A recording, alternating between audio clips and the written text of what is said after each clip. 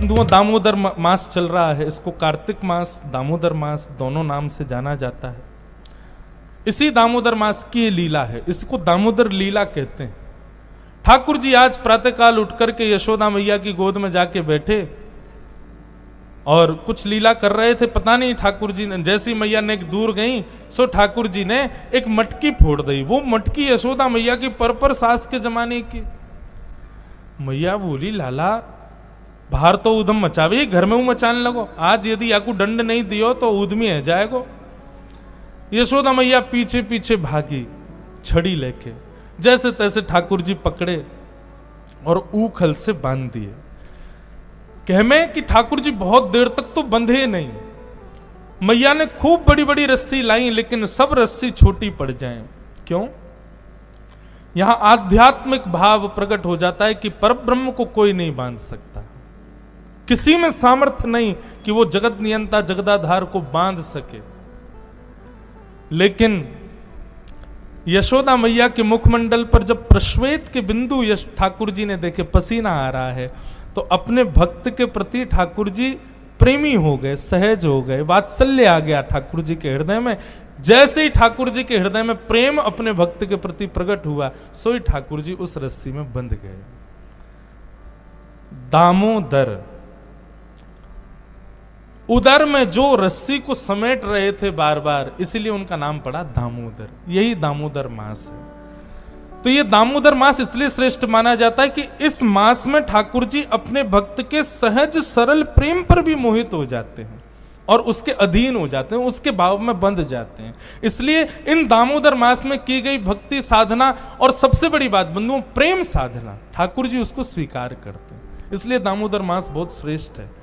इसलिए आप सबसे प्रार्थना, आप सबके लाल जी को खूब प्रेम करियो, खूब प्रेम भाव प्रस्तुत करियो एक मास पर्यंत। वैसे तो एक मास पर्यंत तो शुरुआती लोगों के लिए है, पर एक मास पर्यंत नहीं, फिर तो जीवन मास पर्यंत, जीवन पर्यंत प्रेम प्रदान करो। ठाकुर जी बंध गए। यशोदा मैया बोली, आज ना तो कोई रोटी मिलेगी ना माखन मिलेगा, चल खड़ो रहे यहीं पे, बहुत उधम मचावे। ठाकुर जी सरक सरक के आगे गए तो दो वृक्ष यमलार्जुन के खड़े थे। जैसे ही बीच से निकले, दोनों वृक्ष टूट के गिर गए। कुबेर के पुत्र नल कुंवर और मणिग्रीव प्रकट हुए। दोनों ने भगवान की स्तुति गाई। बंधुओं, ये कुबेर के पुत्रों को नारद जी ने श्राप दिया था, इसलिए वे दोनों वृक्ष बन गए थे। पर भगवत स्पर्श प्राप्त करते ही दोनों मुक्त हो गए। भगवान की स्तुति गाई, भगवान ने उनको मुक्त कर दिया। जैसे ही वृक्ष गिरे, जोर की आवाज हुई, ब्रजवासी दौड़ करके देखे तो ऊखल में ठाकुर जी बंधे हैं और दोनों तरफ वृक्ष गिरे पड़े हैं। यशोदा मैया ये दृश्य देख के बहुत घबरा गए। लाला को आके देखो कहीं लगी तो नहीं। ठाकुर जी गले से लग गए, ना मैया मैं ठीक हूं। लेकिन यशोदा मैया ने नंद बाबा से जाके बोली, अब हम कहीं और जाएंगे, हमारे लाला को यहां पीड़ा है रही है। तब सब ब्रजवासियों के सहित ठाकुर जी वृंदावन पधारे। बोलो वृंदावन धाम की जय। ठाकुर जी वृंदावन में व्यवस्थित हुए। बंधुओं, वृंदावन एक अलग से एक विषय है, केवल वृंदावन। उस पर भी बहुत कुछ कहा सुना जा सकता है, परंतु समय अभाव है। बस इतना सुन लीजिए, वृंदावन को ब्रह्मा जी ने नहीं बनाया है। श्रीधाम वृंदावन हमारी श्री जी ने बनाया, हमारी लाडली जी ने बनाया है।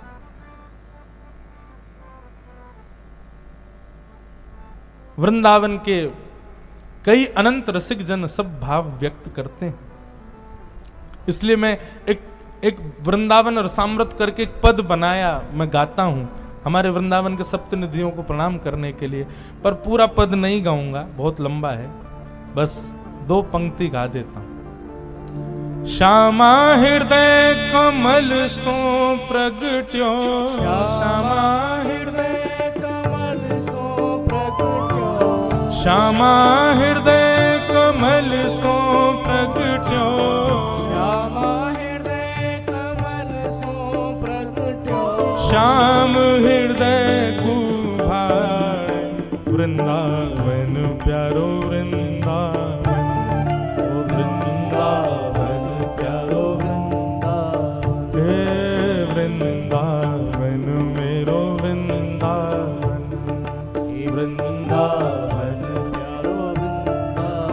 श्यामा हृदय कमल सो प्रगट्यो, श्यामा हृदय कमल सो प्रगट्यो, और श्याम हृदय तू भाई वृंदावन प्यारो वृंदावन,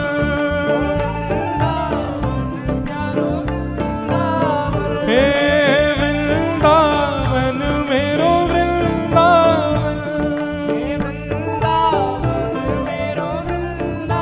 हे वृंदावन प्यारो वृंदावन,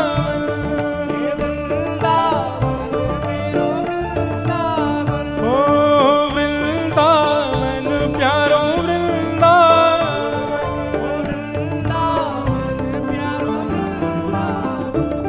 बोलो वृंदावन धाम की। हमारे वृंदावन में सप्त निधि बताए जाते हैं।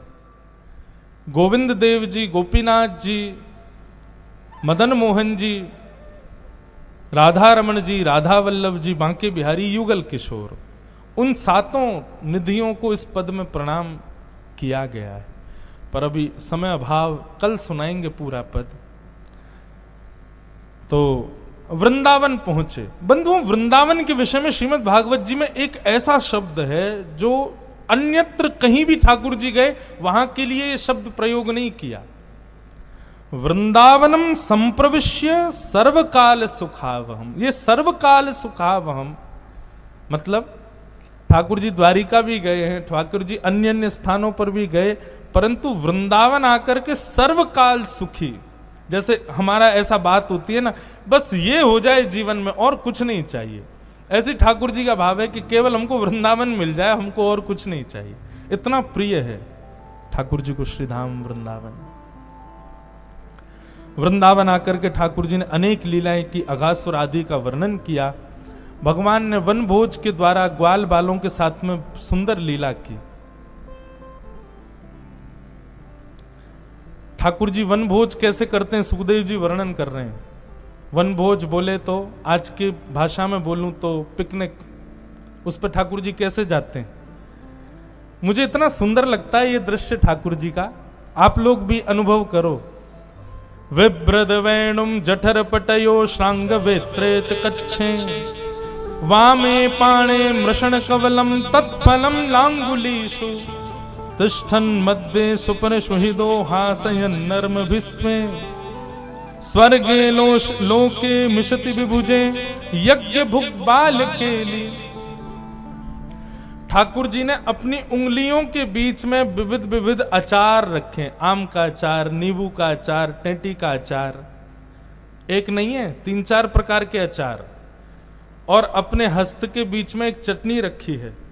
एक भुजा में ठाकुर जी ने रोटी पकड़ी। अच्छा, हाथ भी कैसे, यहां पर वंशी और यहां पे गैया बुलावे वाली श्रृंगी, ये दोनों दबा रखे हैं। ठाकुर जी ऐसे बैठे हैं, यहाँ अचार लगे हैं, बीच में चटनी। अब ठाकुर जी एक कवल रोटी का खाते हैं, फिर एक अचार चाटते हैं, फिर रोटी खाते हैं, फिर दूसरा अचार चाटते हैं, फिर बीच बीच में ग्वाला के, लाला देख मैं कहा लेके आयो, तेरे काजी सब्जी बनवा के लाओ। ठाकुर जी ने ला खवाए दे, ग्वाला अपने हाथ से खवाए दे। ठाकुर जी पा रहे हैं, आज दधि मीठो मदन गोपाल। इस पद में महाराज जी एक बहुत सुंदर भाव, जो वो जो नहीं पायो सुनो मेरे भैया मेरी हथेली चाट।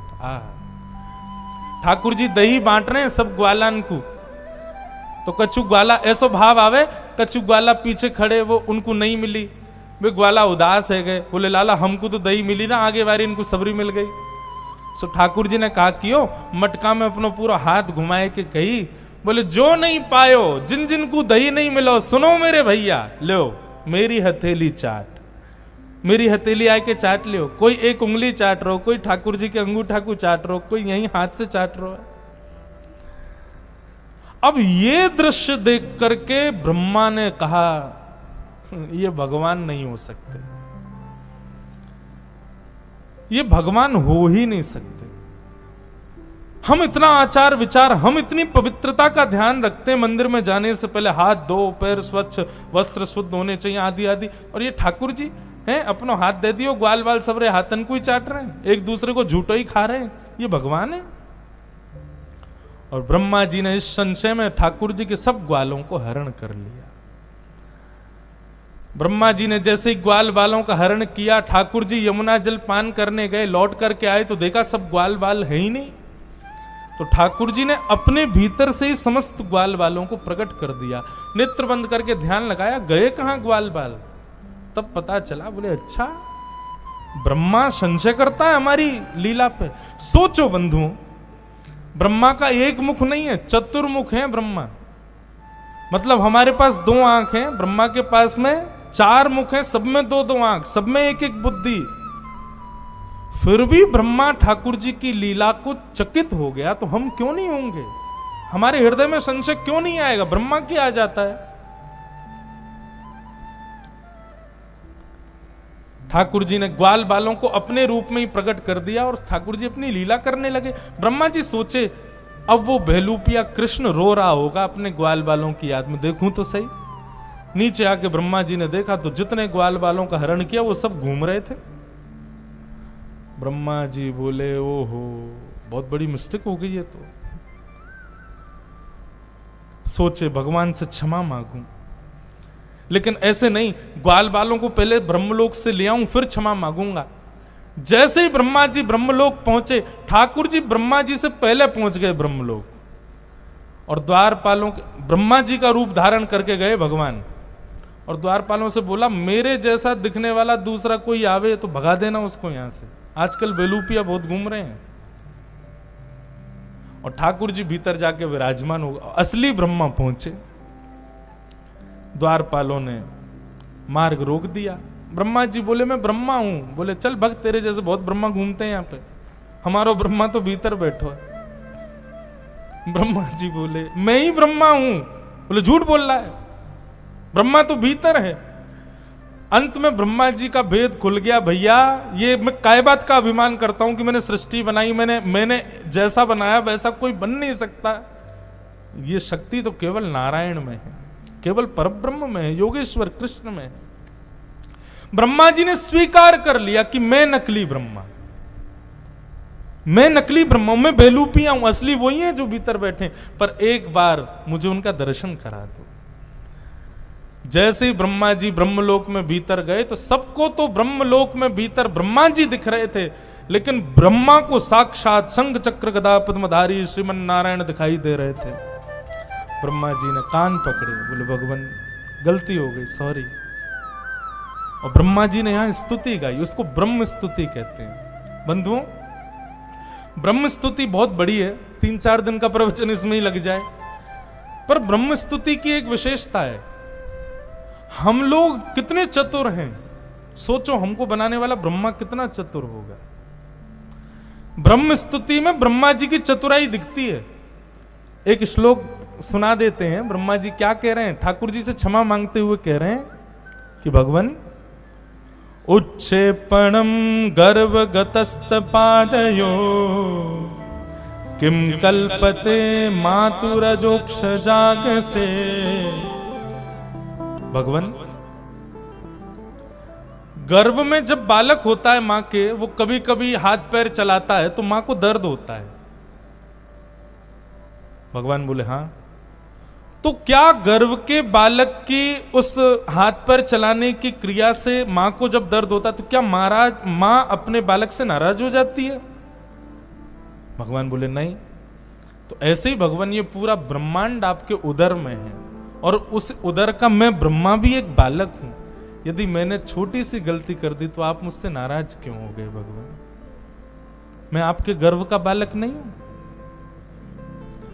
भगवान अपलक नेत्रों से क्रोध में भर के ब्रह्मा को देखने लगे। बोले चतुर तो बहुत हो तुम, बातें बाक पटुता तो बहुत है तुम्हारे पास में, बातें बनानी तो बहुत अच्छी है। एक बात और बताएं बंधु, बहुत अपराध करने वाला व्यक्ति ऐसी बाकपटुता सीख जाता है, सिखानी नहीं पड़ती, आ जाती है उसके अंदर।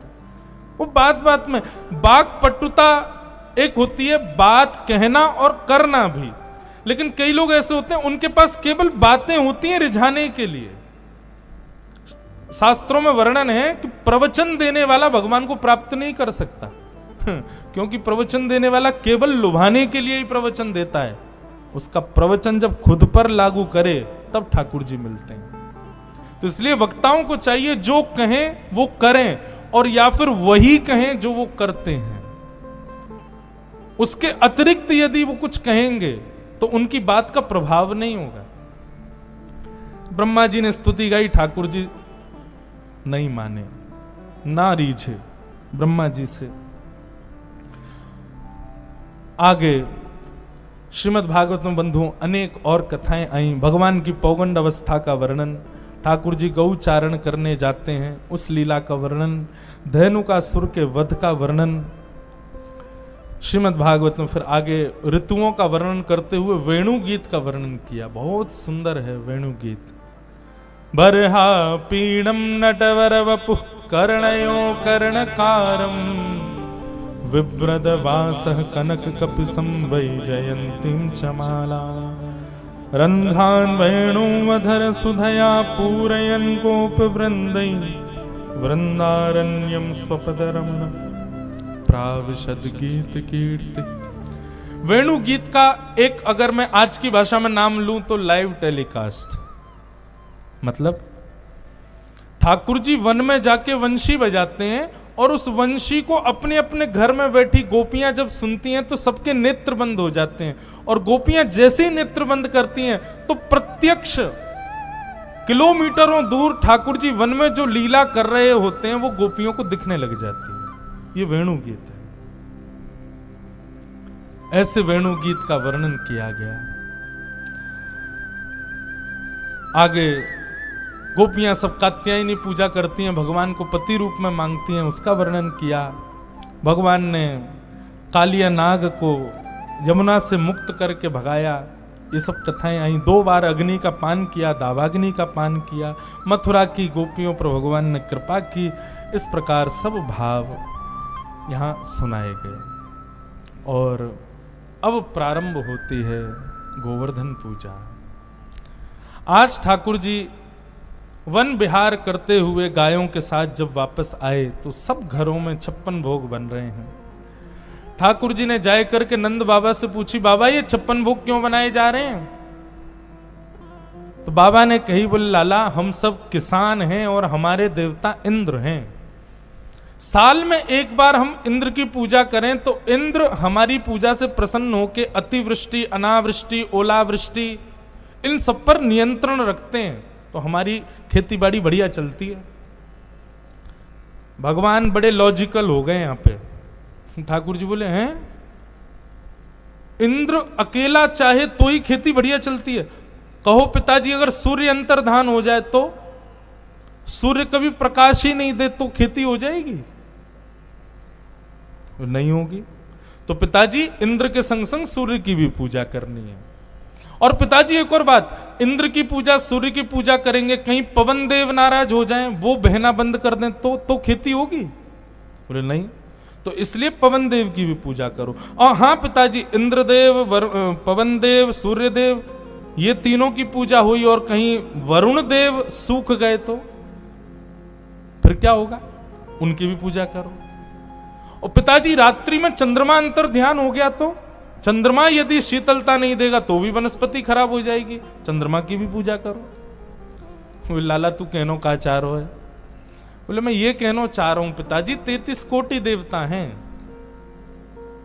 सबकी सहायता से ही पृथ्वी चलती है, किसी एक देव की कृपा से नहीं होता। सब देव देव आलसी पुकारा, जो देवताओं के भरोसे पड़ा रहता कर्म नहीं करता वो आलसी है।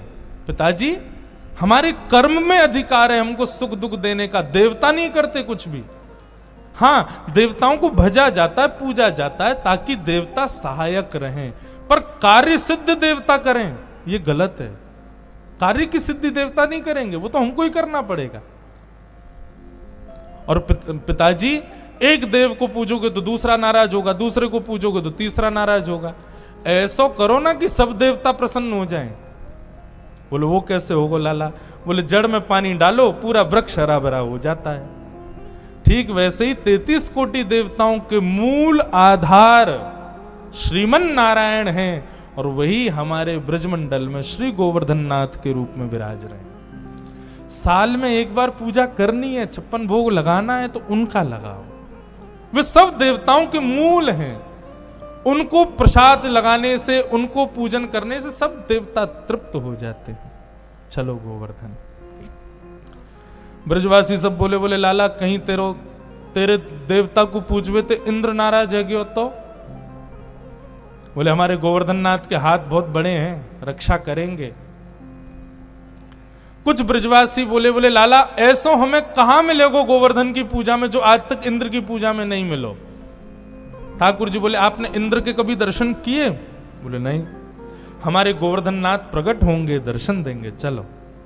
और इस लोभ में सब ब्रजवासी ठाकुर जी के संग गए। बंधुओं, ठाकुर जी ने क्या किया पता है? ब्रजवासियों को लेकर के एक श्रेष्ठ स्थान प्रदान किया, सद्मार्ग प्रदान किया। सब ब्रजवासी गोवर्धन पहुंचे, सबने जाकर के परिक्रमा लगाई, मानसी गंगा से श्री गोवर्धन नाथ का अभिषेक किया। 56 भोग जैसे ही सजाए, सब ब्रजवासी प्रार्थना करने लगे। इतने में ही 4 भुजा वाले श्री गोवर्धन नाथ प्रकट है गए। बोलो गोवर्धन नाथ के। लाओ ब्रजवासियों भोग, लाओ ब्रजवासियों भोग कह करके स्वयं श्रीनाथ प्रकट भये। सब ब्रजवासियों ने अपने घर घर की सामग्री अपने हाथन से जाकर ठाकुर जी को पवाई और ठाकुर जी प्रेम से पा रहे। ब्रजवासी बोले लाला एक बात बता। बोले कहा ये तेरो गोवर्धन नाथ जो है का या को चेहरा तोते बहुत मिल लो, बिल्कुल एक जैसे लग रहे हो दोनों। लाला तेरो चेहरा चो मिल लो या ते? ठाकुर जी बोले अरे तू ना जाने, एक ही गैया को दूध पी मैं और ये गोवर्धन नाथ भी, मैं अपनी गैया चरावे आऊं तो वही गैया को दूध जे पी में, तो एक ही गैया को दूध पीवे के मारे हम दोनों उनको चेहरा एक जैसो है गो है। श्री रामा मधुमंगल बोलो लाला दूध पीवे तो चेहरा एक जैसा थोड़ी होए करे। ठाकुर जी बोले चोना हो गए, एक ही माँ के 2 बालक, बहन भैयान के कभी कभी चेहरा मिले ना, क्यों? बोले एक ही मैया को दूध पियो या हमारे मिले। मधुमंगल बोलो लाला बात तो तेरी सांची है, लेकिन या हिसाब से तो फिर बछड़ा को चेहरा हमते क्यों ना मिले? वो बछड़ा भी गैया को दूध पीवे, वहां को चेहरा तो मिले ना हमते। लेकिन बंधुओं सबसे बड़ी बात, ब्रजवासियों से एक चीज सीखो। ठाकुर जी जो कह देते हैं ब्रजवासी उसमें बुद्धि नहीं लगाते। ठाकुर जी कह दें ऐसा तो ब्रजवासी मान जाए हाँ लाला ऐसा ही होगा। यही भक्त को चाहिए। मैंने पहले दिन शायद दूसरे तीसरे दिन कथा में कहा था, भक्ति बुद्धि का विषय नहीं है, तर्क का विषय नहीं है। ठीक है जिज्ञासा होनी चाहिए पर उस पर तर्क नहीं होना चाहिए। प्रेम में तर्क नहीं होता, प्रेम में जिज्ञासा होती है।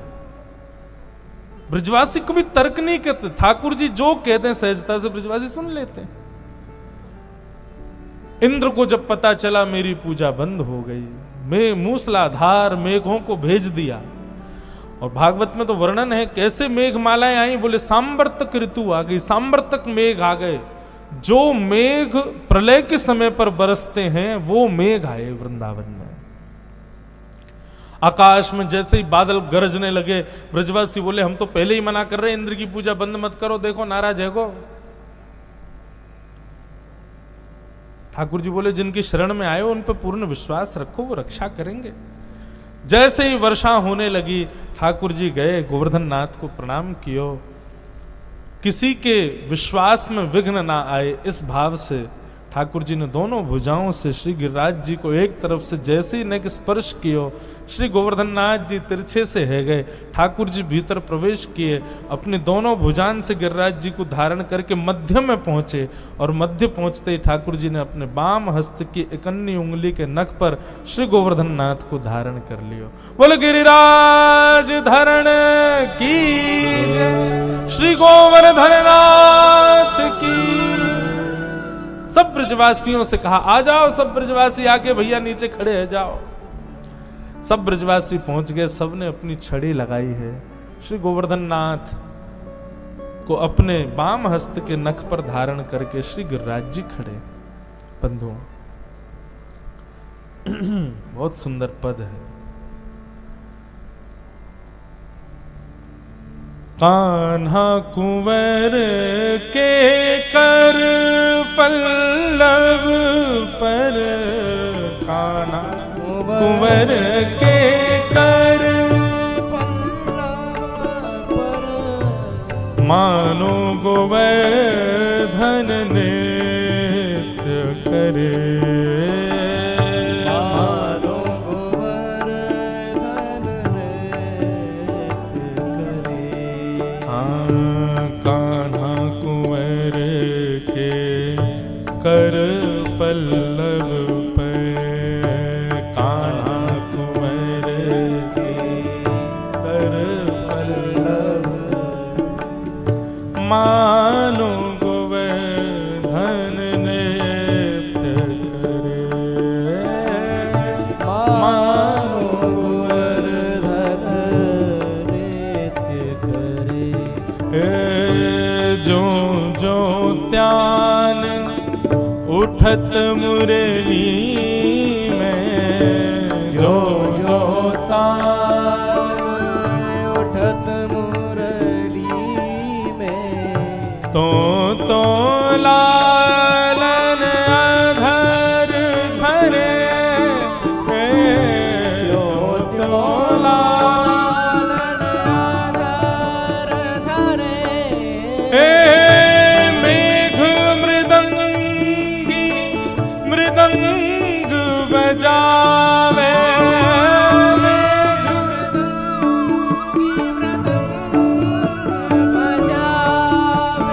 मेघ मृदंगी मृदंग बजावे,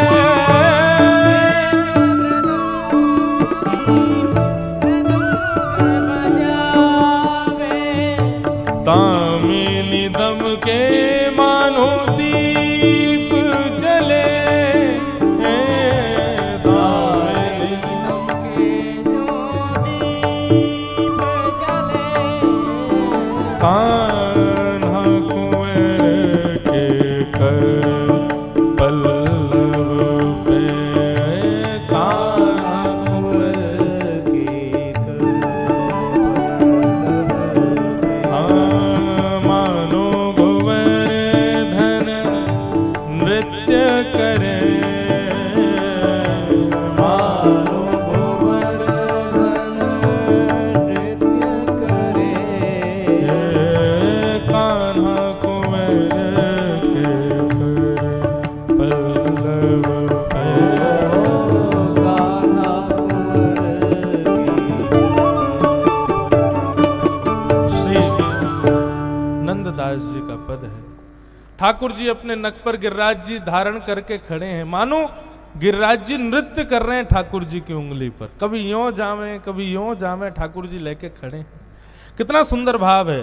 ज्यों ज्यों तान उठत मुरली की, त्यों त्यों लालन अधर धरे। एक भुजा से तो ठाकुर जी गिरिराज जी धारण कर रहे हैं, दूसरी भुजा से ठाकुर जी वेणु बजा नहीं रहे, वेणु अपने आप बज रही है। ठाकुर जी केवल वाकु अपने मुख पे धारण कर रहे हैं और ठाकुर जी वंशी बजा रहे हैं, गिरिराज जी नृत्य कर रहे हैं, तो मृदंग भी बजने चाहिए। तो बादलों की गड़गड़ाहट बिल्कुल टाइमिंग पे हो रही है, ताल पे हो रही है, मानो ऐसा लग रहा है कि मृदंग बज रहे हो आकाश में। बादलों की गड़गड़ाहट से मृदंग बज रहे हैं, ठाकुर जी की वंशी बज रही है, गिरिराज जी नृत्य कर रहे हैं। दामिनी दम के मानो दीप जले, अंधेरा है तो बीच बीच में जब बिजली कड़कती है तब वो झांकी दिखती है ठाकुर जी की। ग्वाल ताल दे नीको गावे, गायन के जो सुर भरे। ग्वाल ताल दे दे करके नीका नीका गा रहे हैं, सुंदर सुंदर गा रहे हैं, और गाय भी बीच बीच में रम्मा करके मानो स्वर लगा रही है। देत आशीष सकल ब्रज नारी, सब ब्रजवासी आशीष दे रहे हैं, नंद दास के तिमिर हरे। ऐसे नंददास जी को ये भाव है। सब ब्रजवासी ने छड़ी लगाई, मैंने कथा सुनाई, सबन की छड़ी टूट गई, ठाकुर जी ने जैसी उंगली हटाई, ब्रजवासी बोले लाला एक बात तो को बतानी पड़ेगी, तेरी उंगली में शक्ति कैसे आई? इतना बड़ा गिरिराज पर्वत तेने कैसे उठा लियो? ठाकुर जी बोले हम जय जय, ए मधुमंगल चल प्रणाम कर, जय जय हूं मैं। वो लाला जे बात स्वीकार ना है कि तू जय जय। ठाकुर जी बोले अच्छा एक बात बताओ, जी स्वीकार क्यों नहीं है कि मैं जय जय हूं? तो सब ब्रजवासी बोले लाला तू लाला रहेगो तो केवल हमारो रहेगो, जय जय होगो तो पूरे विश्व को है जाएगो। हमारो लाला पूरे विश्व का ना है, केवल हमारो है, या हमारे तू जय जय ना है। अब सांची बता तेने गिरिराज जी कैसे उठाए? ठाकुर जी के मानो नेत्र सजल हो गए ब्रजवासियों के प्रेम से।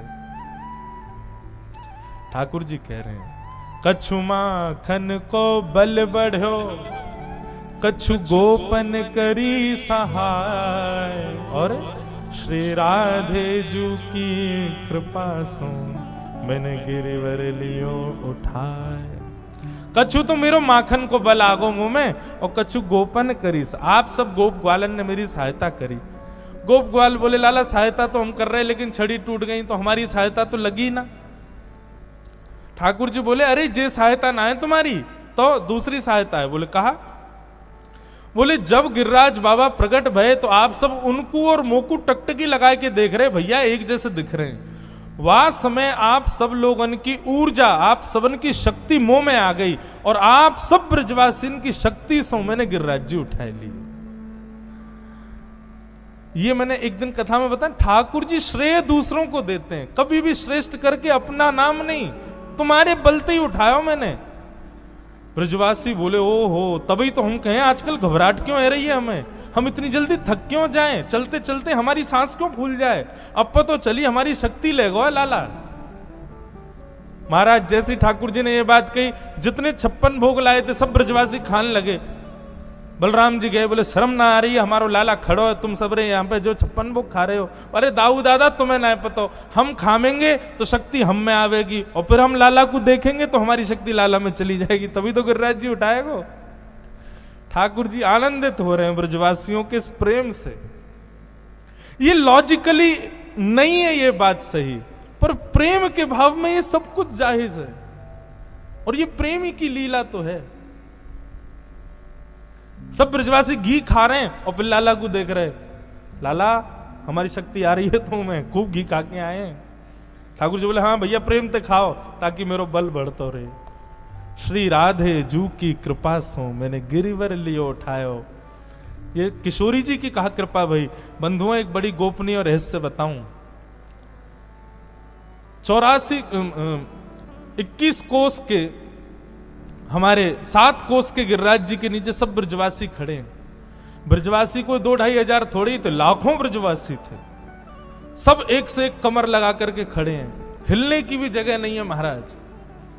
और ऐसी स्थिति में हमारी वृषभानु नंदिनी श्री किशोरी जी राधा रानी वो बिल्कुल ठाकुर जी के सामने ही खड़ी हैं, बिल्कुल सन्मुख ही खड़ी हैं। एक हमारे ब्रज के रसिक कह रहे, बोले ठाकुर जी तो केवल 7 मिनट के लिए उठाए थे गिरिराज जी। 7 मिनट में इंद्र को पता चल गया था कि ये तो श्याम सुंदर है, साक्षात भगवान है, मैं किसकी परीक्षा ले रहा हूं।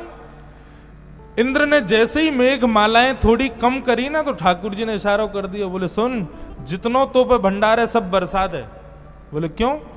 बोले अरे तू बरसातो रहेगो तो हम यूं ही खड़े रहेंगे, या बहाने से श्री जी देखवे को मिलेंगी, श्री जी को अपलक नेत्रन से देखवे को ये दर्शन प्राप्त होएगो।